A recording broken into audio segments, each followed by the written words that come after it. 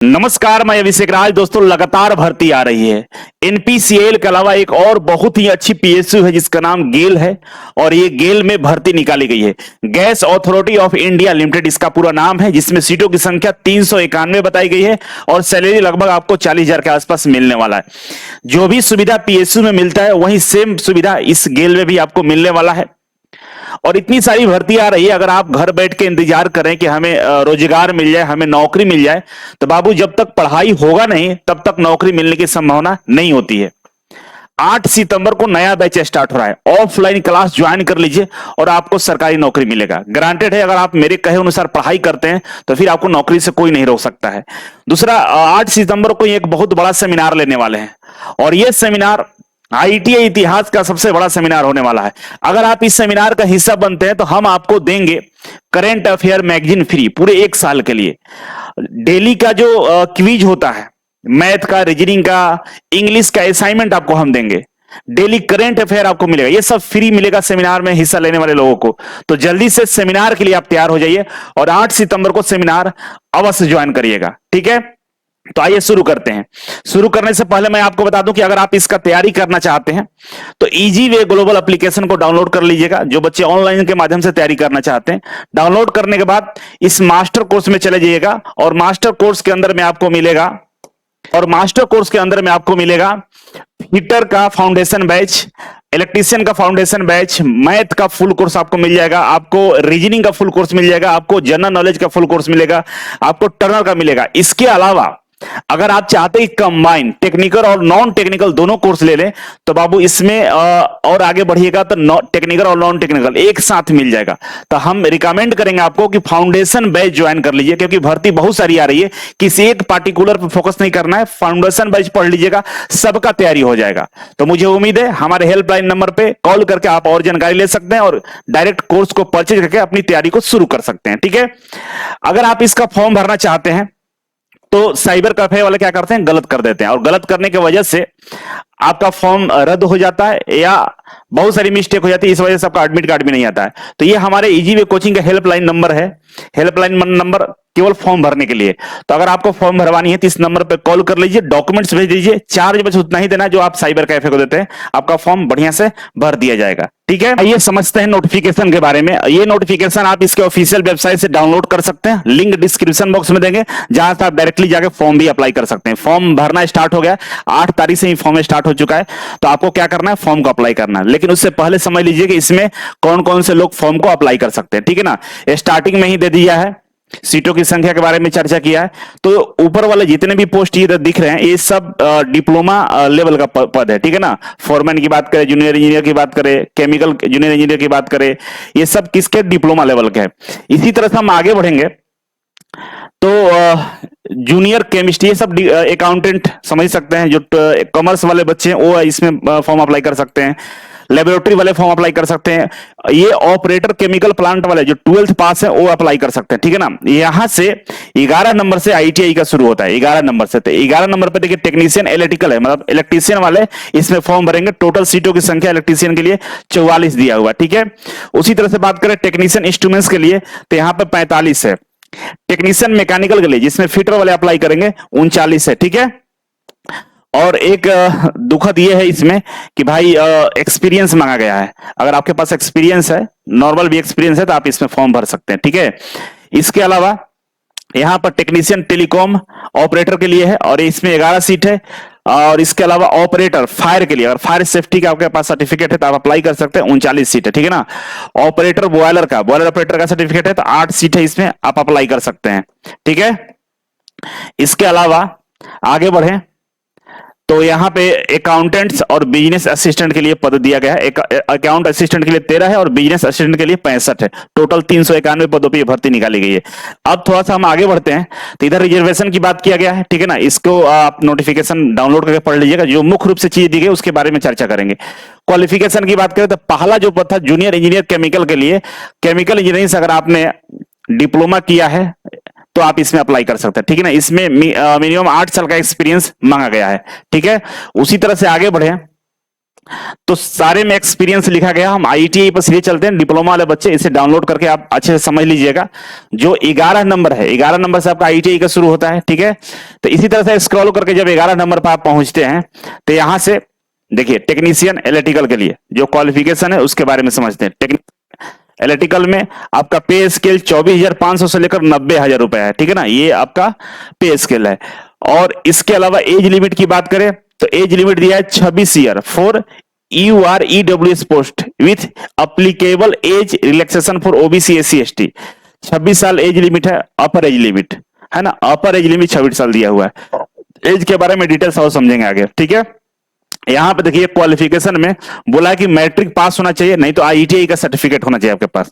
Sorry, matric के साथ ITI का सर्टिफिकेट होना चाहिए। एक कंडीशन ये है, अगर आप मैट्रिक पास हैं और आईटीआई किए हैं इलेक्ट्रीशियन से तो आप इसमें अप्लाई कर सकते हैं, या मैट्रिक के साथ अगर आपने अप्रेंटिसशिप किया है केवल तो भी अप्लाई कर सकते हैं।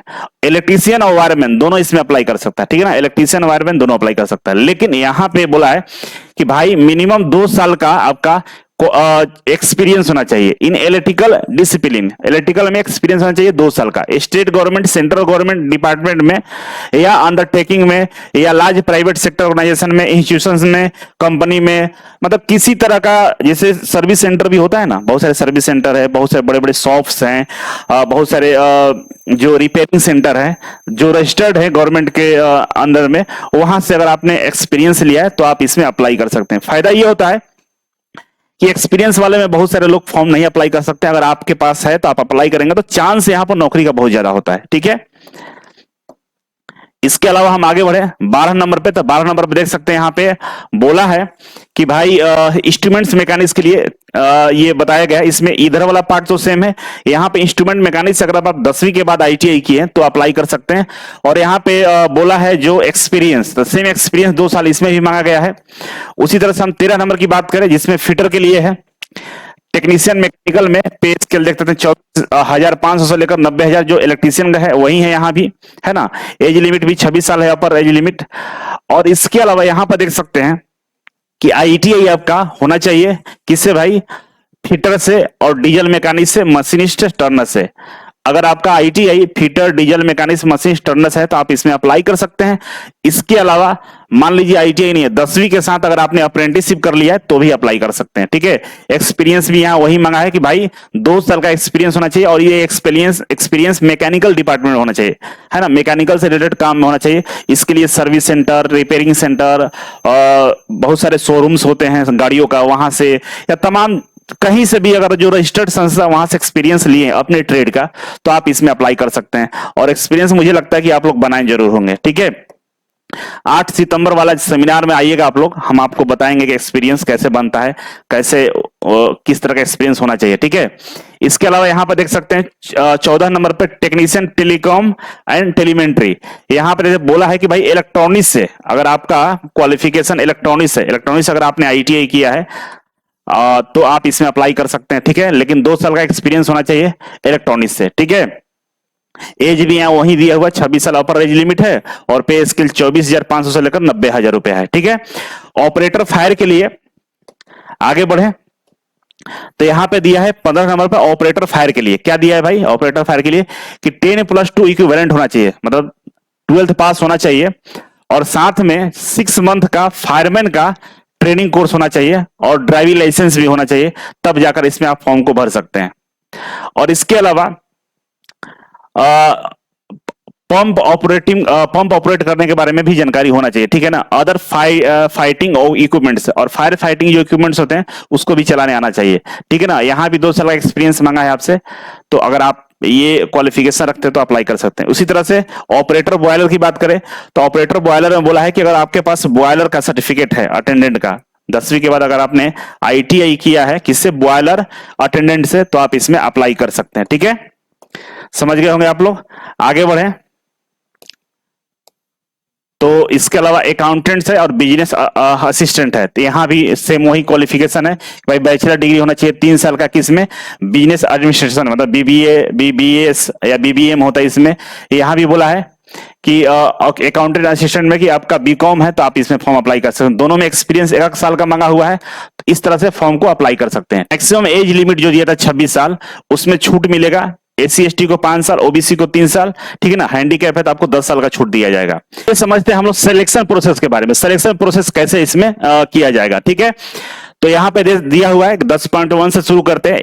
अगर आप ऑनलाइन फॉर्म अप्लाई करते हैं तो अगर आपके फॉर्म में कोई त्रुटि नहीं है, जो क्वालिफिकेशन मांगा गया है, जो एक्सपीरियंस मांगा गया है, अगर आपने वो सब दिया है तो आपके फॉर्म को शॉर्टलिस्ट कर लिया जाएगा। शॉर्टलिस्ट करने के बाद आपको बुलाया जाएगा रिटन एग्जाम के लिए, ठीक है। और जिनका अकॉर्डिंग टू जो नोटिफिकेशन है उस तरह का डॉक्यूमेंट्स आपने नहीं अपलोड किया तो उनको रिजेक्ट कर दिया जाएगा। इसीलिए मैं बोलता हूं कि फॉर्म को सावधानी से भरना होगा। अगर आप नहीं भर पा रहे हैं तो हमारा जो नंबर दिया गया है फॉर्म भरने वाला, उस पर फॉर्म भरवा सकते हैं, ठीक है। अब यहां पे आते हैं कि भाई एग्जाम कैसे लिया जाए, क्या होने वाला है। तो देख सकते हैं यहां पे 1 से लेकर 18 तक जितने भी पद है सबके बारे में यहां पर चर्चा किया गया। हम एग्जाम लेंगे, कैसे लेंगे, तो बोला कि रिटन टेस्ट लेंगे और ट्रेड टेस्ट लेंगे, ठीक है ना। रिटन टेस्ट और ट्रेड टेस्ट सब में लिखा हुआ है, यहां भी रिटन टेस्ट और ट्रेड टेस्ट लिखा हुआ है। मतलब क्या है कि वैसा पद जो टेक्निकल है, इसमें स्किल टेस्ट का जरूरत पड़ेगा तो स्किल टेस्ट लेगा। जो टेक्नीशियन वाला पद है ना, जो टेक्नीशियन और लेबोरेटरी वाला पद है, उसमें स्किल टेस्ट भी होगा। रिटन एग्जाम आपको पास करना होगा, पास करने के बाद ट्रेड टेस्ट के लिए बुलाएगा, मतलब स्किल टेस्ट के लिए बुलाएगा। स्किल टेस्ट में केवल और केवल आपको पास करना होगा। पास कर जाएंगे तो जो मेरिट बनेगा वो रिटन टेस्ट के आधार पर बनाया जाएगा। और ये एग्जाम ऑनलाइन होने वाला, CBT एग्जाम होगा, ठीक है। आगे बढ़े तो एग्जाम के बारे में और भी चर्चा किया हुआ है। क्या चर्चा है भाई, कि यहां पे जो आपका एग्जाम होगा, CBT एग्जाम जो होगा वो 100 नंबर का होगा, जिसमें 100 क्वेश्चंस पूछे जाएंगे, ठीक है ना। एक क्वेश्चन 1 मार्क्स का होगा, सही करने पे 1 नंबर मिल जाएगा और गलत करने पे किसी तरह का कोई नंबर नहीं काटा जाएगा, मतलब निगेटिव मार्किंग नहीं है इसमें, ठीक है। और आपका जो समय है 90 मिनट आपको टाइम दिया जाएगा। और हिंदी और इंग्लिश में ये एग्जाम होने वाला है, ठीक है ना। हिंदी और इंग्लिश में एग्जाम होने वाला है, समझ गए।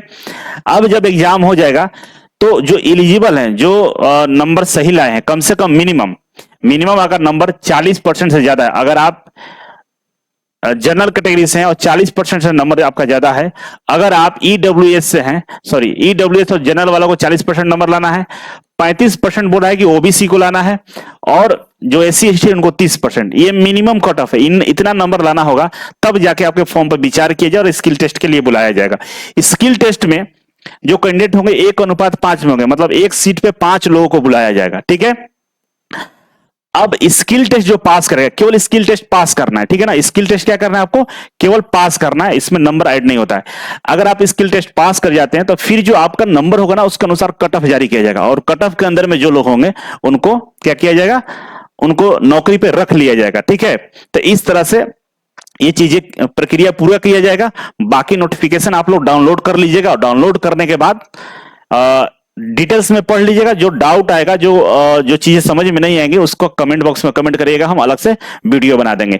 यहाँ पे नॉर्मलाइजेशन की भी प्रक्रिया अपनाई जाएगी। इसके अलावा यहाँ पे बोला है कि जो हमारा टेस्ट सेंटर है पूरे देश में, दिल्ली NCR, लखनऊ, अहमदाबाद, भोपाल, मुंबई, कोलकाता, हैदराबाद, बेंगलुरु और चेन्नई, इतना जगह ही है, इतनी तमाम सिटियों में इसका टेस्ट सेंटर रहेगा। तो जो भी सर आपके नजदीक में है वहां पे आप क्या करेंगे, अप्लाई करेंगे, ठीक है।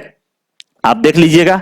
और इसके अलावा इसको जरूर डाउनलोड करके एक बार पढ़ लेना है। अब इसमें जो एज है, मिनिमम 18 साल आपका एज होना चाहिए और मैक्सिमम 26 साल। एज में छूट भी मिलेगा, OBC को 3 साल, SC/ST को 5 साल और हैंडीकैप को 10 साल, ठीक है।